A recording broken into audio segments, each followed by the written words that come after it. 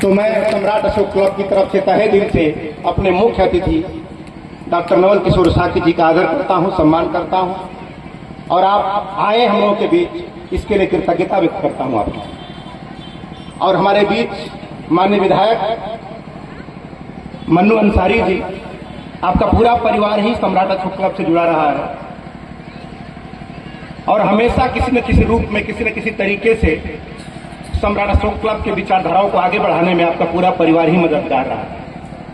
यहाँ तो सामने जो दिख रहा है वो तो है ही है, स्तंभ में जो खड़ा है, लेकिन कभी मऊ हम लोग जाते हैं, मऊ तो चाहे जिस रास्ते से निकला जाए, माने चारों तरफ सम्राट अशोक द्वार है, लेकिन मऊ में मौर्य सम्राट अशोक महान द्वार है। जहां जाएंगे गेटों की भरमार लगी। आज वो नहीं है, आज हमारे बीच नहीं है उनको बनवाने वाले, तो आज उनके प्रति भी एक श्रद्धा सुमन समर्पित करता हूं उनको। और आज हम लोगों के राष्ट्रीय अध्यक्ष डॉक्टर दीनानाथ मौर्य जी, हरीशचंद्र जी, हमारे बीच डॉक्टर रविंद्र जी और हमारे पिछड़ा आयोग के सदस्य सम्मानित वासुदेव मौर्य जी, आप सबके आने से इस कार्यक्रम का गौरव बढ़ा है और ये सिल्वर जुबली है, रजत जयंती जो मनाई जा रही है, इसका भी गौरव बढ़ा है। और विधायक जी ने जो अनाउंसमेंट किया है प्रकाश का और गेट का, गेट तो हम लोगों ने खोल दिया 25 साल पहले ही, लेकिन बनेगा जब 25 साल के बाद। तो आज उन्होंने ये भी घोषणा कर दिया है, तो ये भी एक सम्राट अशोक क्लब की उपलब्धियों में है। आज अभी कार्य लगवाएंगे यहाँ से आने तक, यहाँ का। तो ये सब कुछ क्या हो रहा है? एक बार ऐसे ही एक घटना घटी थी, एक कार्यक्रम चल रहा था बिहार में, पश्चिमी चंपारण में, जैसे नवल किशोर साकी जी आए हैं, वहां भी एक आदमी आए थे बिहार के, कठार एक गांव है बिहार में, और वहां से सम्राट अशोक क्लब का कार्यक्रम देखा।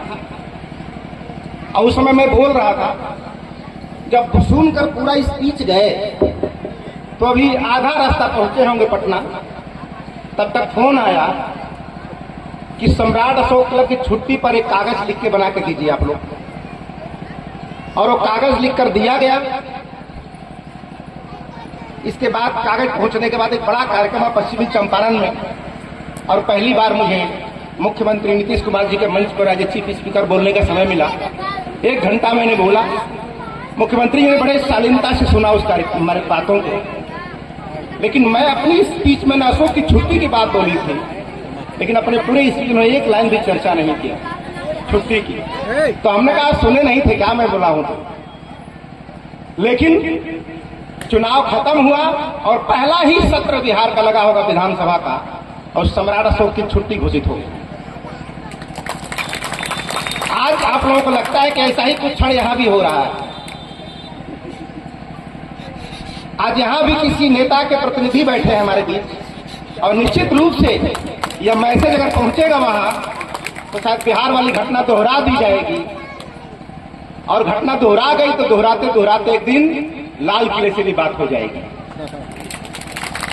तो आप लोगों का जो काम है वो करने दीजिए, लेकिन वो सारा काम तभी होगा जब हम अपना काम करते रहेंगे।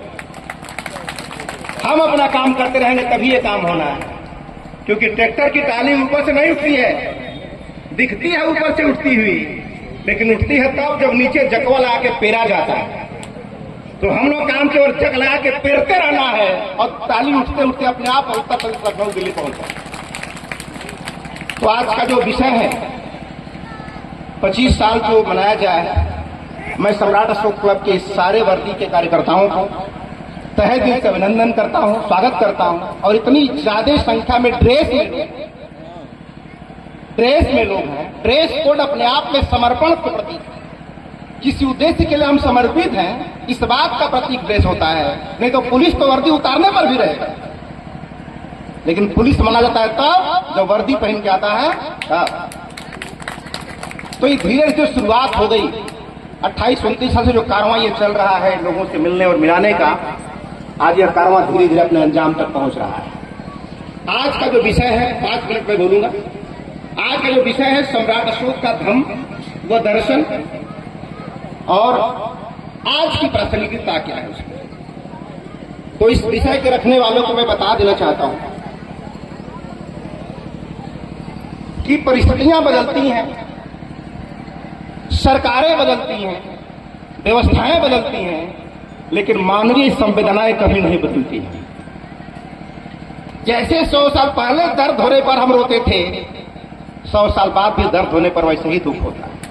संवेदनाएं कभी नहीं बदलती, और जब तक संवेदनाएं को नहीं समझेंगे तो सम्राट अशोक भी एक संवेदनशील राजा था, और ऐसा संवेदनशील राजा जो कलिंग युद्ध के बाद जब वो कहते हैं कि जितना वध हत्या कलिंग के मैदान में हुआ है, उसका 1000वां भाग भी अब राजा को कष्टकर होगा, कष्ट देगा। नहीं तो दुनिया में जितने सम्राट हैं युद्ध के बाद विजय मनाते हैं, युद्ध के बाद जश्न मनाते हैं, लेकिन दुनिया का अकेला सम्राट अशोक है जो विजय के बाद जश्न नहीं, मातम मना रहे हैं उसके बाद। और ये मातम मनाना ही अपने आप में संवेदनशील होने का सबसे बड़ा प्रमाण है। इसलिए जब तक लोगों को ऑक्सीजन की जरूरत है, जब तक लोगों को हवा की जरूरत है, जब तक लोगों को पानी की जरूरत है, तब तक समाज को सम्राट अशोक के धम्म की जरूरत है। और सम्राट अशोक के धम्म में और भगवान बुद्ध के धम्म में क्या फर्क है? थोड़ा सा फर्क महसूस होगा। अशोक का धम्म और भगवान बुद्ध का धम्म, क्या फर्क है दोनों में? अब बुद्ध का धम्म नीचे से चलता है, इंसान और इंसानियत को सुधारता है, और सम्राट अशोक का धम्म ऊपर से आता है। यानी इंसान को बदलना है तो भगवान बुद्ध का धम्म चाहिए, और सरकारों को बदलना है तो सम्राट अशोक का धम्म चाहिए। और यह धम्म निष्ठा से जुड़ जाता है, क्योंकि सम्राट अशोक ने जान लिया था कि तलवार के दम पर कलिंग को जीता जा सकता है, लेकिन कलिंग के रूह को नहीं जीता जा सकता, कलिंग की आत्मा को नहीं जीता जा सकता। आत्मा को जीतने के लिए, रूह को जीतने के लिए तलवार की ताकत नहीं, धम्म की ताकत होनी चाहिए। और उस धर्म की ही ताकत है जिसका प्रभाव आज भी देश में दिखा रहा है। बस फर्क यहां है कि वहां धर्म की ताकत का इस्तेमाल लोक कल्याण में किया जा रहा था, और आज लोगों की भावनाओं का कल्याण अपने राजनीतिक भविष्य को जब करने के लिए किया जा रहा है। बस फर्क इतना ही है कि जब सम्राट अशोक राजा बनते हैं तो कहते हैं कि समस्त प्रजा हमारी संतान है, और संतान कह देने से ही वो पूरे जनता का रिस्पॉन्सिबिलिटी अपने ऊपर ले लेते हैं। एक व्यक्ति जब अपने किसी व्यक्ति को अपना बेटा मान लेता है तो उसकी पूरी जिम्मेदारी लेता है, पढ़ाई लिखाई शिक्षा एजुकेशन सब जिम्मेदारी ले लेता है जब बेटा मान लेता है। तो अशोक कहते हैं कि समस्त प्रजा हमारी संतान है। तो एक वो राजा था जो कहता था कि समस्त प्रजा हमारी संतान है, और एक आज का राजा है जो कहता है तुम सब तो परम पिता परमेश्वर की संतान हो। तो जब परमेश्वर की संतान हो गए तो जिम्मेदारियों से राजा मुक्त हो गया। अब कुछ भी दुर्घटना अगर देश में होती है तो आपके दिमाग में बैठ जाता है इसके लिए सरकार दोषी नहीं है, इसके हमारी किस्मत दोषी है, किस्मत ये खराब का दवाई बिना लड़का मुंह गई। आपका ध्यान उधर जाएगा नहीं कि किसी कमजोरी है, ये जिम्मेदारी है। अगर प्राइवेट हॉस्पिटल खुल रहे हैं इसका मतलब ये सरकार की कमजोरी है, प्राइवेट स्कूल खुल रहे हैं ये सरकार की कमजोरी है, ये नाकामी है, क्योंकि पूरे देश के शिक्षा और स्वास्थ्य की जिम्मेदारी सरकार की है। और सरकार जब फेल हो रही है तो जनता खड़ा होकर अपनी जिम्मेदारी संभाल रही है। ये बहुत बड़ी बात। इसलिए हमारा काम जो है सम्राट अशोक के धम्म को जनता तक पहुंचाना है। अब मैं कई बार बोलता हूं कि सम्राट अशोक का शासन शासन दो तरह का होता है। एक शासन जो देह से किया जाता है और एक शासन जो विचार से किया जाता है। तो देह से शासन तब तक माना जाता है जब तक राजा जिंदा रहता है, लेकिन उसके मरने के बाद क्या होता है, खत्म हो जाता है। लेकिन और जो मरने के बाद होता है उसे वैचारिक शासन कहते हैं।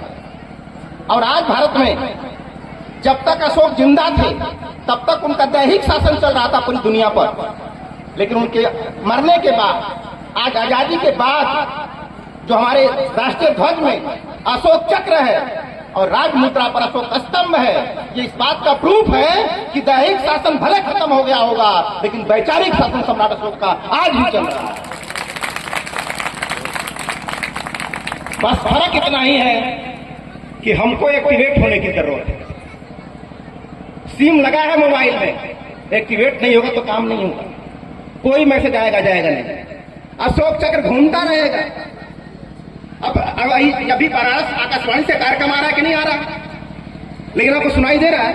नहीं दे रहा है, क्योंकि आप अटैच नहीं है उससे। आपकी रेडियो खराब होगी और बोलेंगे कि हर रेडियो में कार्यक्रम आ रहा, मेरी वाली में क्यों नहीं आ रहा? पर तेरी खराब है, कार्यक्रम चल रहा है। उसी तरह अशोक चक्र घूमता रहेगा, अशोक स्तंभ लगा रहेगा उसमें, लेकिन आपकी रेडियो खराब रहेगी, उस चिन्हों से जो मैसेज आता है वो आप तक नहीं पहुंच पाएगा। और उसी पहुंचने का नतीजा है कि 1924 से महाबिहार था बोधगया का। 1924 से विवाद चल रहा है, संविधान बना तभी विवाद था, उसके पहले विवाद था, बाबा साहब जिंदा थे तभी विवाद था। लेकिन चक्का जाम आज हो रहा है, क्यों?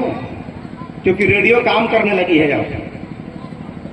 अब झटपट वहां चक्का जाम हो रहा है, वहां हड़ताल हो रहा है, वहां जाम हो रहा है, क्योंकि अब आपके रेडियो ट्रांसमीटर सही हो गया तो पकड़ने लगा है। तो मैं कहना चाहता हूं उन लोगों से कि अब तक महाबिहार बुद्ध मंदिर को आप लोगों ने संभाला है, चाहे जैसे भी हो, इसके प्रति कृतज्ञता व्यक्त करते हैं। लेकिन अब तक उन संभालने वालों से मैं अब कहना चाहता हूं कि अब समय आ गया है कि जिसका है उसे लौटा दीजिए, जिसका है उसे लौटा दीजिए। अब तक आपने संभाला है, जैसे भी संभाला है, इसके लिए हम कृतज्ञता व्यक्त करते हैं, आपको धन्यवाद देते हैं। क्योंकि कम से जब हम मुर्दा थे तो कम से कम जिंदा रखते, चाहे जैसे भी हो, इसके लिए हम कृतज्ञता व्यक्त करते हैं। लेकिन अब निवेदन करते हैं, जब समय आ गया है, जब जिसका है उसको लौटा दीजिए, वरना जितना देर होगी उतना ही आग भड़कती जाएगी। तो इन्हीं चंद बातों के साथ बहुत ज्यादा न कहते हुए, क्योंकि बहुत सारे लोगों को हम लोगों ने 3-3, 4-4 घंटे से हम लोगों ने वेट कराया है। अब एक सीधा मैसेज था और शायद हमारे मुख्य अतिथि महोदय बोधगया ही जाने वाले हैं, तो मुझे उम्मीद है कि अब साकियों का बेटा जब वहां जाने वाला है तो समाधान भी जल्द ही निकलने वाला है। और मुझे उम्मीद है कि सकारात्मक ही प्रभाव आएगा। बस आग लग गई है तो लगे रहना है, लगे रहना है, सब कुछ हो जाएगा। लटिया का जब कार्यक्रम हो रहा था, मैं कहता हूं कि जब दुनिया में लाट थे तब हम सम्राट थे, और लाट ही नहीं तो सम्राट ही नहीं। अब तो गाजीपुर में 18 को लाट हो गई ना, 18 लाट हो गई और पूरे देश में लाट बन रही है। और जब जगह जगह लाट हो जाएगा तो ऑटोमेटिक हम सम्राट हो जाएंगे।